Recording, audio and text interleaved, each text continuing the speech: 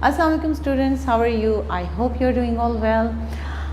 Today we are going to read our next chapter, that is Robinson Crusoe. It's a very interesting story written by Daniel Defoe. He was a very famous writer.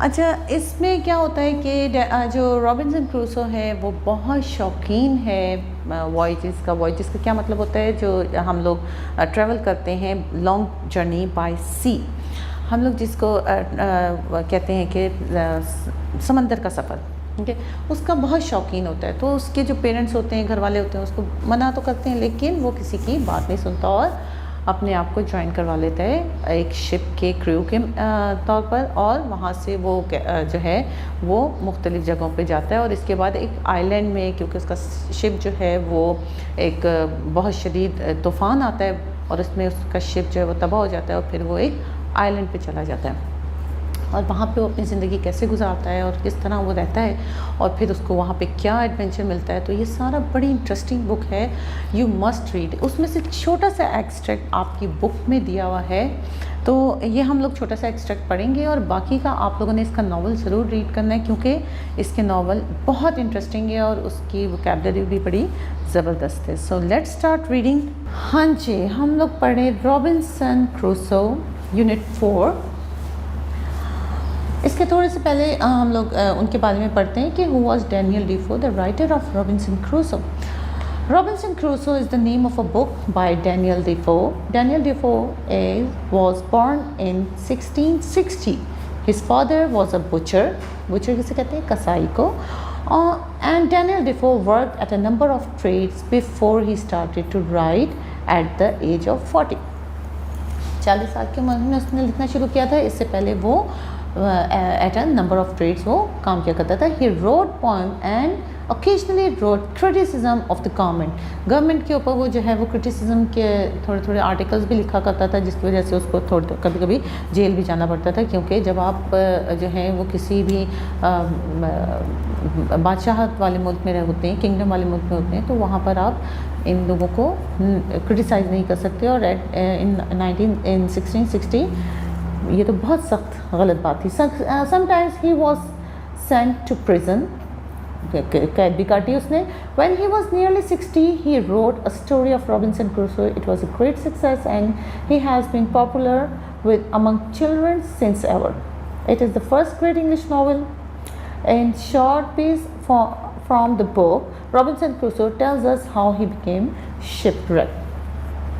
Robinson Crusoe जो है वो इसमें बताता है कि वो उसका ship किस तरह वो रैक हुआ और किस तरह वो बेचारा उसमें से सरवाइव करके निकला। और ये बड़ा ज़बरदस्त एक नावल है, इंग्लिश का बहुत ज़बरदस्त एक नावल है और आप लोगों ने इसको पढ़ना ज़रूर है। So we start the story. We started off, अच्छा रॉबिन्सन क्रूसो अपनी स्टोरी बता रहे हैं कि we started off on a voyage in a good weather, although it was very hot. After about 12 days, however, a violent tornado came from the north. The wave rose high, the skies were black, and the wind howled through the sails. उसने कहा कि हमने अपना हमने समंदरी सफ़र, voyage को कहते हैं समंदरी सफ़र, हमने अपना समंदरी सफ़र कब शुरू किया? जब वो बहुत अच्छा दिन था और काफ़ी जो था उस दिन काफ़ी गर्मी थी, लेकिन about 12 days however the violent tornado came. एकदम से जो है वो 12 दिन बाद बड़ा वायलेंट किस्म का साइक्लोन आया, टॉर्नेडो तूफ़ान आया नॉर्थ की तरफ से। और नॉर्थ पोल की तरफ से जो तूफ़ान आते हैं वो तो काफ़ी ठंडे और बहुत ज़्यादा तेज़ हवाओं के होते हैं। द वेव रोज़ हाई, बहुत ऊंची ऊंची लहरें होने लगी। द स्काइज वर ब्लैक, और वो आसमान जो है वो बादल से ढक गए। एंड विंड हाउल यानी हवाएं तेज़ी से चल रही हैं थ्रू द सेल्स, वो जो उनके जो वो होते हैं शिप के ऊपर जो एक कपड़ा सा लगा होता है। 2 members of crew were washed over and after a day or two the ship began to leak. अच्छा जी, 2 मेंबर्स जो थे वो तो वॉश्ड ओवरबोर्ड हो गए थे, वो तो निकल ही गए थे ना, पता ही नहीं लगा उनका कहाँ गए। और इसके बाद 2 दिन बाद क्या हुआ, शिप जो है वो लीक करना शुरू हो गया, उसमें पानी भरना शुरू हो गया। We change our course and sailed out to the hurricane. हाँ जी, हम लोगों ने अपने कोर्स चेंज किया और वो हम लोगों ने सेल करना शुरू कर दिया cyclone of the hurricane. But the next day second terrible storm attacked us. अच्छा, हम लोगों ने अपना जो सेल था वो जो जहाँ जिस तरफ साइक्लोन आ रहा था, हम लोगों ने अपनी जो वो है लोकेशन है वो वहाँ पे घुमा दी। लेकिन इसके बाद दूसरी दफ़ा जब इतना टेरिबल किस्म का अटैक हुआ, क्योंकि ऑलरेडी उनका शिप जो है वो लीक कर रहा था, उसमें पानी भर रहा था। We could not see the shore of some unknown but land, but the sea was very rough, the rain dash down and we were afraid to approach the close to the land. Our only hope was the clamber into the small boat and try to row the shore.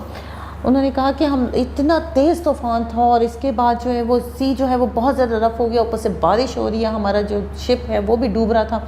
तो हमारे पास एक जो और दूर दूर तक कहीं भी जो है वो नहीं नज़र आ रहा था, कोई आइलैंड, कोई ज़मीन का टुकड़ा नज़र नहीं आ रहा था। तो हमारे पास सिर्फ एक ही चीज़ थी कि हम लोग वो जो बोट्स होती हैं, लाइफ सेविंग बोट्स, वो हम लोग निकालें और किसी भी शोर की तरफ निकलना शुरू करें, यानी किसी भी साहिल की तरफ।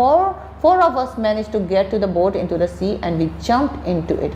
अच्छा, कुछ जो चार जो थे उनमें से उन्होंने किसी तरह, क्योंकि बहुत ज़्यादा तेज़ था तूफ़ान, तो कोई चल ही नहीं पा रहा था वहाँ, उसके बहुत ज़्यादा शिप हिल रहा था।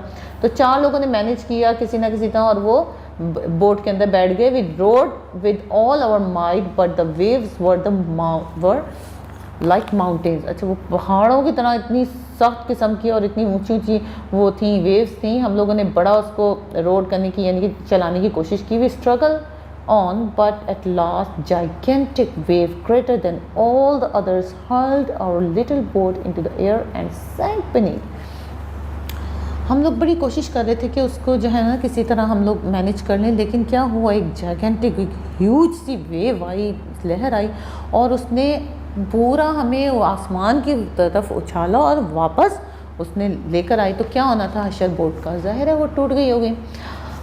I'm a good swimmer and for an hour and a half I battled in the stormy sea. As I caught sight of the coast, a huge wave would lift me up and carry me out of the sea again. मैं एक अच्छा swimmer था, तो मैं 1 घंटा और 1.5 घंटा तक मैं इससे जंग करता रहा कि किसी तरह मैं जो हूँ वो साहिल की तरफ पहुँच जाऊँ। लेकिन मैं जैसे ही साहिल के करीब आता, एक बड़ी सी लहर आती और वापस मुझे समंदर में फेंक देती। I tried to reach the shore again and again and I was thrown away by the raging sea again and again. Raging का मतलब होता है वायलेंट, गुस्से में जो वायलेंट हो जाता है। तो उसने कहा कि मैं बार बार कोशिश करता था, जैसे मैं शोर के करीब पहुंचता था, एक रैगिंग किस्म की, वायलेंट किस्म की वो वेव आती थी और वो मुझे वायलेंट सी में फेंक देती थी। At least I was hurled towards the shore and fell down exhausted on the sand. आखिरकार मैं वहाँ पर जो है ना वो शोर पर साहिल पर पहुँचने में कामयाब हो गया और मैं बहुत एग्जॉस्ट हो गया था, मतलब बहुत ज़्यादा थक जाने को कहते हैं एग्जॉस्ट होना। एग्जॉस्ट हो गया था और वहाँ पर रेत पर पड़ा हुआ था। The night was dark without a star in the sky and I knew that lying in the sand would be dangerous. उसने कहा कि जो नाइट है वो बिल्कुल एक सितारा भी नहीं नज़र आ रहा था, इतनी अंधेरा था। और जो है ना, मैंने कहा कि ये सैंड के ऊपर लेटना तो बहुत डेंजरस होगा। क्यों डेंजरस होगा? एक तो कोई भी लहर आती है और आके इसको जो है वो लेके वापस चली जाती, या फिर उसको कोई ना कोई कीड़ा वहाँ पे काट लेता। I crawled away from the sea as fast as I could and came to some bushes and trees. मैं वो घुटनों के बल चलता हुआ, यानी क्रॉल का मतलब होता है घुटनों के बल चलता हुआ, घुटनों के बल चलता हुआ वहाँ पर आया, शोर के पास वो थोड़ा सा फासले पे आया और जहाँ पर ट्रीज़ और बुशेस थे, जहाँ पे झाड़ियाँ और दरख्त थे, वहाँ पर मैं आ गया। I didn't know what wild animals there would be in the forest, so I climbed up on one of the trees and made myself comfortable between 2 great branches. There I slept the night as well as I could. अच्छा जी, वहाँ पर उसने कहा कि मुझे नहीं पता था यहाँ पे कितने जंगली जानवर होंगे, तो मैंने ना अपने आप को एक दरख्त के ऊपर चढ़ा लिया। वहाँ 2 ब्रांच जो थी, 2 शाखें थी, उसके ऊपर मैंने अपने आप को ज़रा कंफर्टेबली फिक्स किया और वहाँ पर जैसे भी मैं सो सकता था मैं सो गया। In the morning I looked across the sea, There was our ship a quarter of the mile away from the shore. I came down the tree and found the stream where I drank some of the cool fresh water. I lay down and slept again. What he did over there, when in the morning he just get up and he saw here and there, थोड़ी सी दूर उसने देखा मेरा ship जो है वो rack है, और फिर इसके बाद उसने वहाँ पर एक स्ट्रीम बह रही थी, एक छोटी सी नदी सी बह रही थी, वहाँ से उसने फ्रेश वाटर पिया क्योंकि वो बहुत ज़्यादा थक चुका था। आई lay down and sleep again, और फिर दोबारा वो सो गया। The sun was high the sky. When I woke up, I resolved to go out to the ship and try to bring back something which would be useful to me on the island. फिर जब मैंने देखा कि जरा sky ज़रा वो हुआ है, ज़रा साफ़ हुआ है, फिर मैं जागा और फिर मैंने देखा कि दूर जो शिप खड़ा हुआ है, तो मैंने इसको सोचा कि मैं इस शिप को लेकर वहाँ पर जाऊँ और जाके उस शिप को उसमें से कुछ अपने लिए कुछ यूज़फुल चीज़ें लेकर आऊँ।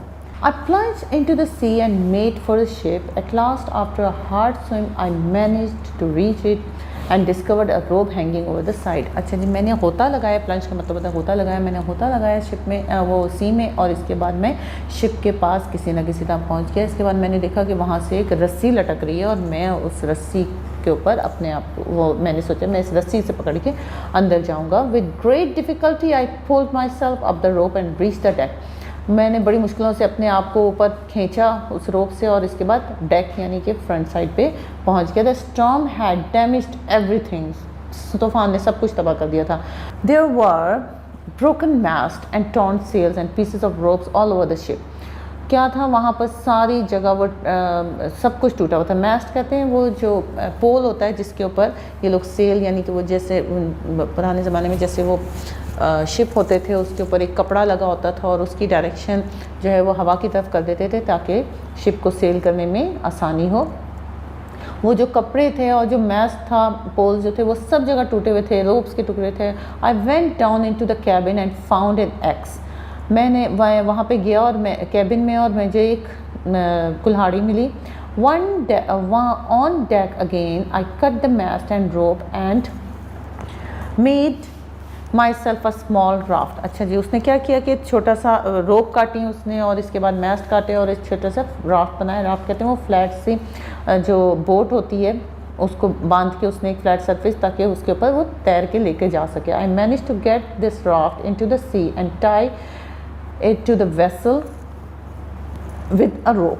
अच्छा, वहाँ इसने क्या किया, इसके बाद राफ्ट बनाई और इसके बाद उसको नीचे समंदर में उतार दिया और उसको जो है ना शिप के साथ, वेसल कहते हैं शिप को, शिप के साथ उसने उसको टाई कर दिया ताकि वो तैरती हुई आगे ना चली जाए। I found some of the seamen boxes on board and filled them with the stores, bread, rice and cheese. All these I piled on the raft, and having found a broken oar, and I cast it from the vessel and cast off from the vessel and started for the shore. अच्छा जी, उसने क्या किया कि वो कहते हैं मैंने मैनेज किया इस चीज़ को कि मैंने नीचे गया हूँ और नीचे जाके जो भी मेरे लिए जो चीज़ें थी, एक बॉक्स मुझे मिला। उस बॉक्स को मैंने किस चीज़ से भरा, ब्रेड से, राइस से और चीज़ जो वहाँ पे खाने पीने की चीज़ें थी उस कहते हैं मैंने उसके अंदर एक वो बनाया, पाइल सी बनाई, उसका हीप बनाया और इसके बाद उसको राफ्ट पे रखा। और इसके बाद मैंने जो कास्ट ऑफ का मतलब होता है जो फालतू चीज़ें थी उसको मैंने यूजलेस चीज़ें थी उसको कास्ट ऑफ कर दिया, यानी डिस्पोज कर दिया।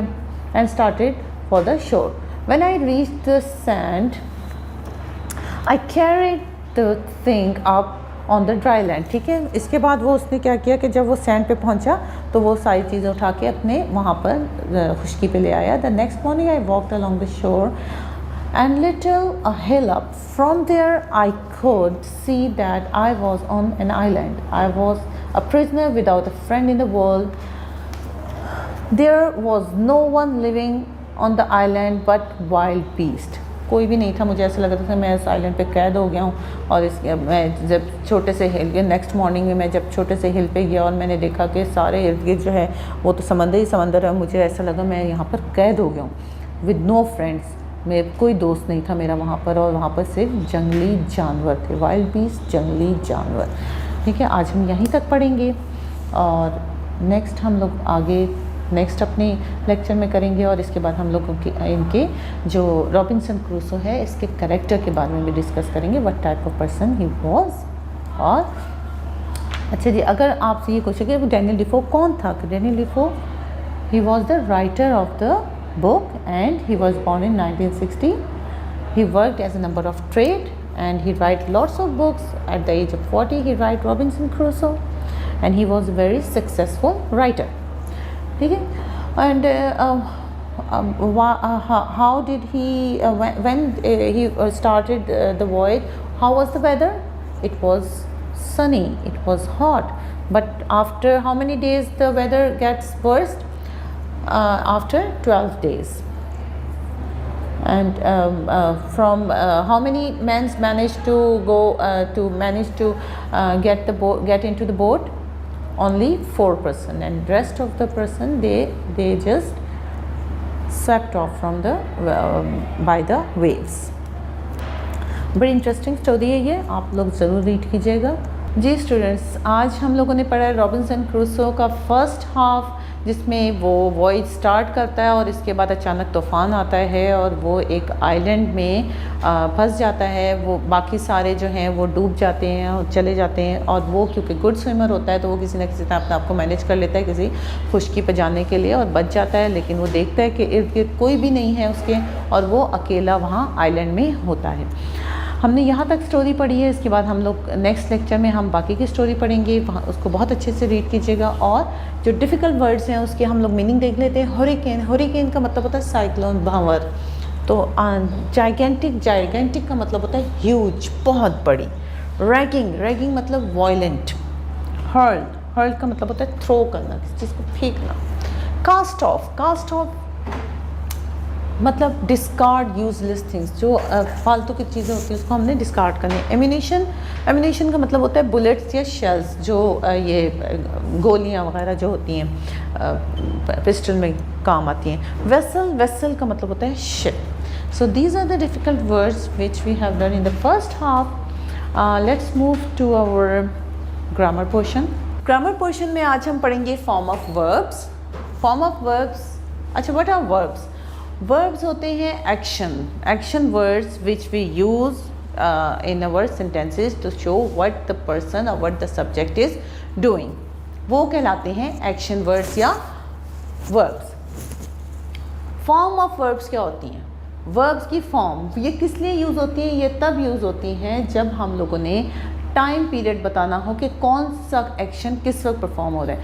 For example, if I said I go, मैं एक प्रेजेंट की बात कर रही हूँ, अभी की बात कर रही हूँ, क्योंकि मैंने first form of verb use की है। आई गो फर्स्ट फॉर्म ऑफ वर्ब है, ठीक है। व्हेन आई यूज़ गो, तो मैं first form of verb use कर रही हूँ, तो ये मैं प्रेजेंट की बात कर रही हूँ। When I said I went, तो मैं सेकेंड फॉर्म ऑफ वर्ब की बात कर रही हूँ, ठीक है।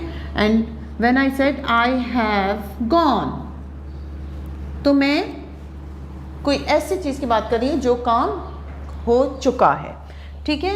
तो इससे हमें टाइम पीरियड या टाइम एरा का पता लगता है। इसमें फॉर्म ऑफ वर्ब्स में एक रेगुलर होती है और एक इर्रेगुलर होती है। रेगुलर कौन सी होती है? रेगुलर वो फॉर्म्स ऑफ वर्ब्स होती हैं जिसमें हम डी या ईडी लगा के हम इसके फॉर्म ऑफ वर्ब चेंज कर सकते हैं। जैसे ये बेस फॉर्म होती है एक, फिर एक सिंपल पास्ट होती है, पास्ट, और एक होती है पास्ट पार्टिसिपल, ठीक है।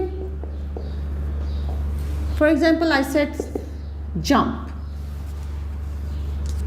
ये बेस है, यानी सिंपल प्रेजेंट फॉर्म। जब मैं प्रेजेंट इंडेफिनिट की बात करूंगी या प्रेजेंट किसी बात करूंगी तो मैं फर्स्ट फॉर्म लगाऊंगी, ये बेस फॉर्म, ठीक है। When I make it is a simple, तो मैं खाली ईडी लगा के इसकी बेस फॉर्म को सिंपल पास्ट में चेंज कर दूंगी और पास्ट पार्टिसिपल में भी इसी तरह चेंज कर दूंगी, ठीक है। ये तो होती है रेगुलर फॉर्म, जिसके आगे हम ईडी लगाकर और इसके जो फॉर्म ऑफ वर्ब्स हैं उनको हम लोग चेंज कर देते हैं। कुछ होती हैं इर्रेगुलर, उसमें टोटली स्पेलिंग्स चेंज हो जाती हैं। जैसे थिंक है, थिंक, अगर मैं इसकी ये बेस होती है थिंक, ठीक है। अगर मैं इसको सिंपल पास्ट में करूँगी, सिंपल पास्ट, और पास्ट पार्टिसिपल, ठीक है। थिंक, और अगर मैं क्योंकि इसकी स्पेलिंग बिल्कुल चेंज हो जाती है थॉट, तो ये क्या होगी, इसकी इरेगुलर फॉर्म हो जाएगी थॉट। इसी तरह शट, शट शट शट, इसके साथ ईडी नहीं लग रहा, तो जिसके साथ ईडी नहीं लगेगा तो वो इरेगुलर फॉर्म होगी, और जिसके साथ हम लोग ईडी लगा लेंगे वो रेगुलर फॉर्म होगी। जैसे गो, वेंट, गॉन, टोटली चेंज है। इसमें तीनों की स्पेलिंग एक ही है और प्रोनाउंसिएशन भी एक ही है, शट शट शट।